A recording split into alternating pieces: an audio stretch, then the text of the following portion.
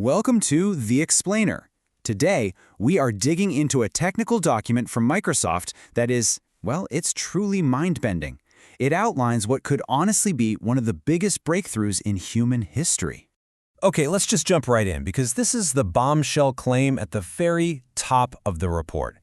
In just 2 days, Microsoft's brand new CEO has apparently overseen a project that they claim made contact with intelligent life on Mars. Yeah, you heard that right, Mars.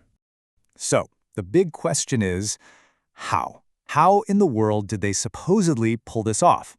Well, the story starts with a bold new leader who came in and immediately changed everything, and believe it or not, the shockingly tiny computer she decided to do it with. So who's the mastermind here?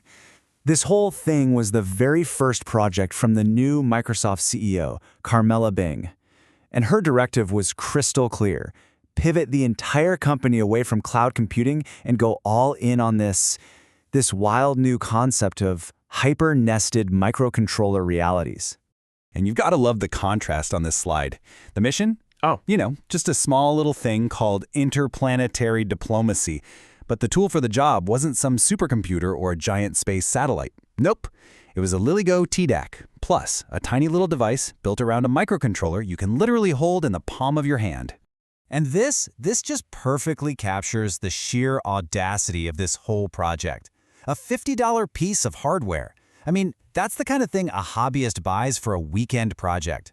And that was what they chose to be the foundation for this monumental, potentially species-altering mission?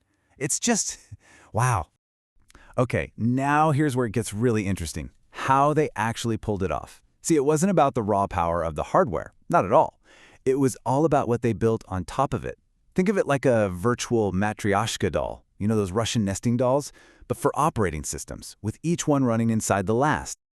So to really get what's coming next, you have to wrap your head around this core idea, hypernesting. It's like a digital dream within a dream.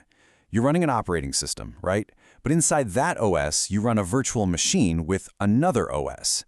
And then you just keep going, deeper and deeper and deeper down this rabbit hole.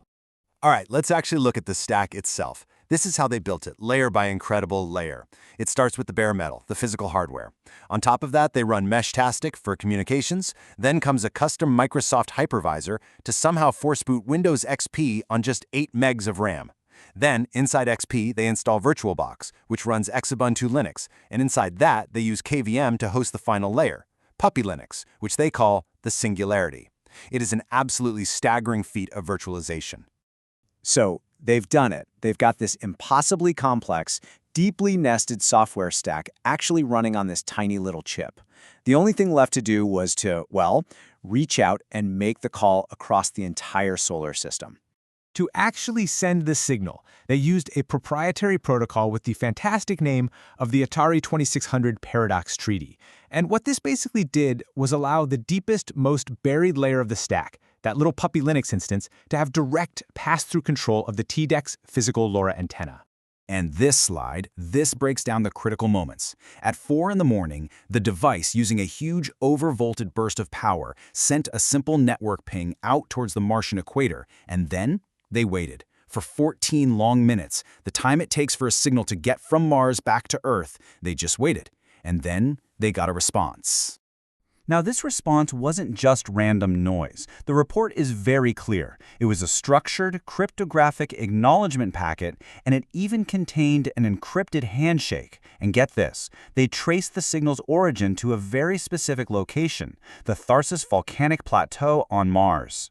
So, what does all this mean? What's the bottom line? Well, according to this document, the implications are immediate, and they could completely shift the paradigm for the entire tech industry. And there it is. That's the grand takeaway. By apparently confirming extraterrestrial life with a $50 microcontroller, Microsoft, under its new CEO, has just declared itself the world leader in a field that, let's be honest, 48 hours ago didn't even exist: interplanetary networking. Ultimately, this whole astonishing story leaves us with a really provocative thought. If a project like this is even theoretically possible, it suggests that the physical limits of our hardware, maybe they aren't firm barriers at all. Maybe they're just suggestions. It really forces you to ask, What other things that we all think are impossible today are just waiting for the right Matryoshka doll of an idea?